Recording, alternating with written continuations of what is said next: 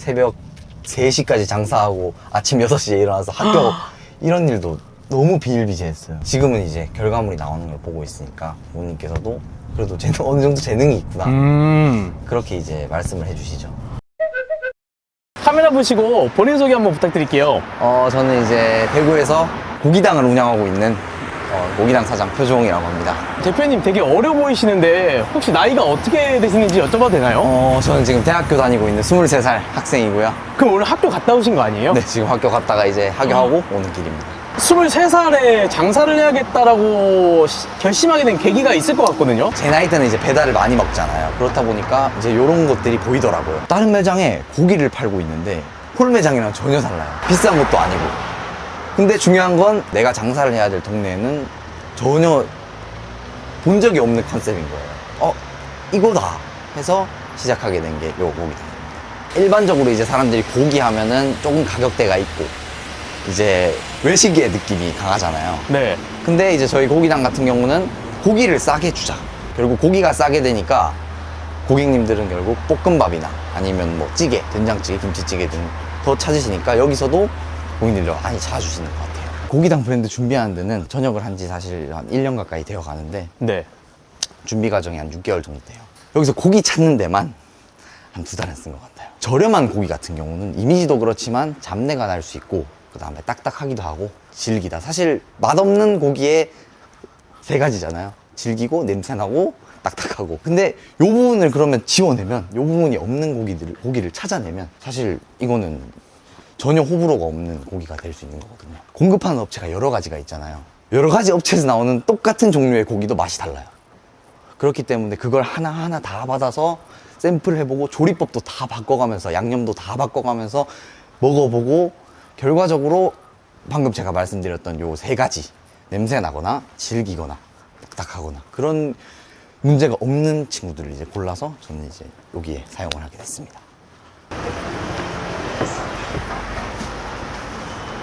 지금 김치 2박스랑 네. 생이버섯이랑 슬라이스 마늘이 없어가지고 네. 출근하자마자 떨어진 재료는 없나, 그 다음에 또 비는 것들은 없나 전부 확인을 하고 이제 떨어진 게 있으면 다시 사오는 식으로.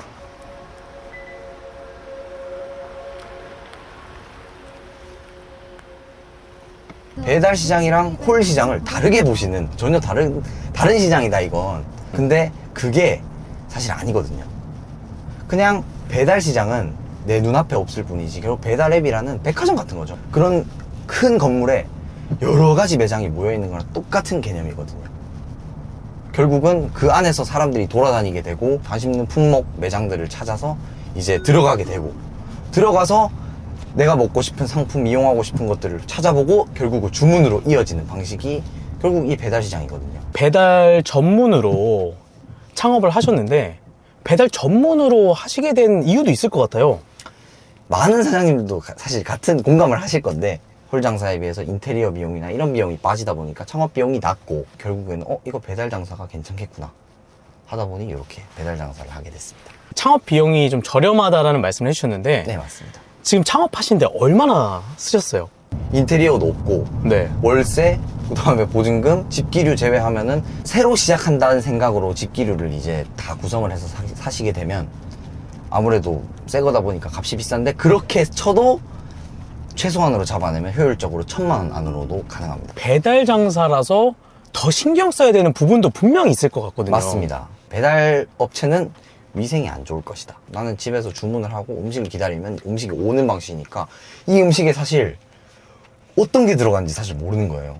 업장이 더러워도 레시피가 잘못돼도 어느 정도 잘못돼도 사실 알 수가 없는 거예요. 그쵸. 그렇기 때문에 여기에 대해서는 이제 타협을 안 하고 배달 앱에 게시를 할 때 매장 사진 전경까지 전부 게시를 해놓고 청소, 위생 등을 제일 중점으로 저는 이제 운영을 하고 있습니다.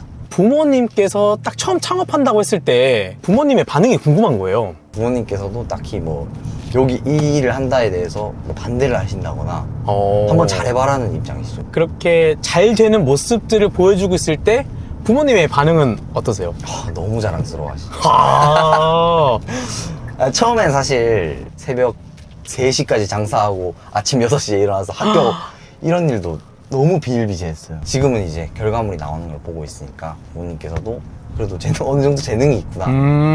그렇게 이제 말씀을 해주시죠.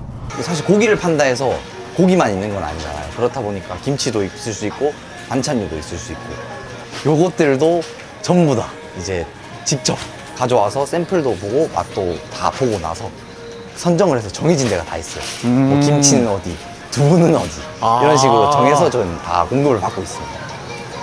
이런 경우는 이제 좀 특수하게 한 번씩 이제 좀 많이 나간 날에 이제 특수하게 펑크가 나게 되면 제가 불가피하게 좀 오는 부분이 좀 있습니다.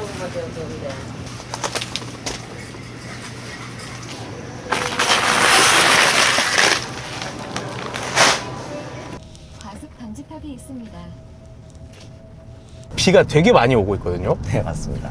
이런 날에도 매출이 좀 나오나요? 여기서 이제 홀 장사랑 가장 큰 아무래도 큰 차이겠죠.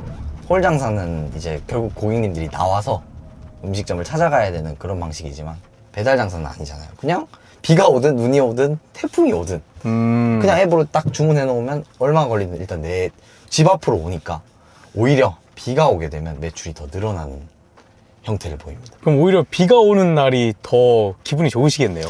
네, 기분은 좋은데 이제 비가 오면 딱 문제가 한 가지가 있어요. 오토바이 타시는 분들 전체적으로 느려지잖아요. 그쵸. 위험하다 보니까. 네. 그러면 이제 고객님들한테 배달이 안 가요.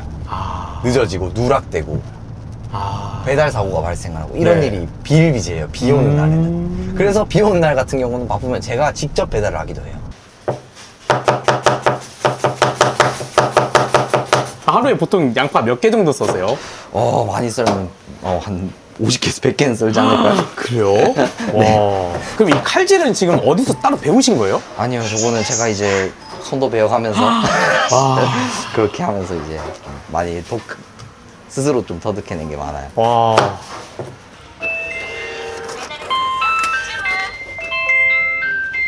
대표님, 그럼 이제 어떤 거 하시는 거예요? 조리를 해서 이제 고객님들한테 나가야 됩니다. 지금 보니까 정확히 계량을 하고 들어가는 거였군요. 맞습니다. 이게 참 원래 이제 많이 일을 하다 보면 이런 부분에서 노하우가 많이들 생긴다고 하시는데 저는 안 생기더라고요. 지금 제가 느끼는 건데 네.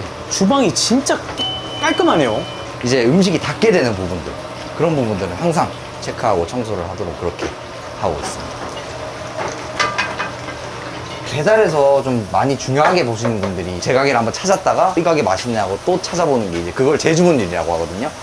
그게 이제 배달 시장에서 정말 중요해요. 왜냐하면 내 고객들을 만드는 과정이거든요. 그래서 저 쿠폰 같은 경우는 고객님들이 처음 주문을 하고 재주문을 하실 때 저 쿠폰을 번호를 사용해 주시게 되면 저희는 이제 고기를 100g에서 200g 더 서비스로 드리는 와. 그런 식으로 진행을 하고 있습니다. 비빔면. 지금 빠진 거 없나 체크하고 계신 거예요? 맞습니다. 이게 제일 중요해요. 매출이 한 5천 정도 된다고 하셨는데 네, 맞습니다. 그 중에 순이익은 좀 얼마나 되는 거예요? 저희가 이제 메뉴를 만들 때도 그렇고 이제 뭐 궁금하다 확인을 하기도 하는데 이제 수익률에 대해서 일반적으로 20에서 25% 정도. 아무래도 이제 잠시만요. 주문이 들어왔네요. 네. 이런 부분을 이제 절약을 하기 위해서 제가 막 여러 브랜드 찾아보고 공급업체 찾아보고 해서 많이 줄여내다 보니까 그래도 이 정도 수익률을 기록하고 있는 것 같습니다. 여기 이제 저희가 말씀 안 드린 게 하나 있는데 배달 전문점 같은 경우는 이제 고객들이 이제 내 가게가 어떤지를 모르다 보니까 포장 주문을 안 열어놓는 가게들이 많아요. 왜냐면 뭐 가게 위생 상태가 안 좋을 수도 있고 하다 보니까. 근데 저희는 이제 이런 데도 다 자신이 있기 때문에 포장 주문도 전부 다 받고 있습니다. 지금 대표님 너무 바쁘신 것 같아가지고 이제 좀 촬영을 좀 마무리하려고 하는데 네. 오늘 촬영해보신 소감이 좀 궁금하거든요. 사실 많이 떨렸는데 정말 편하게 해주셔가지고 재밌게 촬영한 것 같습니다. 제가 더 재밌었습니다, 진짜. 그리고 이제 마지막으로 또 하고 싶은 말씀은 당장 네이버만 들어가 봐도 알 수 있잖아요. 그냥 배달 시장 힘들다, 배달앱의 폭리다, 수수료가 너무 높다. 너무 어려우신 분들이 많아요. 진짜 12시간 하루 종일 일하고 하나도 못 가져가고 그런 것들이 이제 너무 안타까운 거예요. 근데 그건 이제 노하우만 있다면 요 시장도 당연히 잘하는 사람이 있고 1등이 있는 시장이기 때문에 명확하게 할 수 있다는 걸 좀 말씀을 드리고 싶습니다. 그럼 진짜 바쁘신 것 같아서 저는 오늘 영상 여기까지만 찍고 마무리하도록 하겠습니다. 네, 대표님 감사합니다. 감사합니다. 네.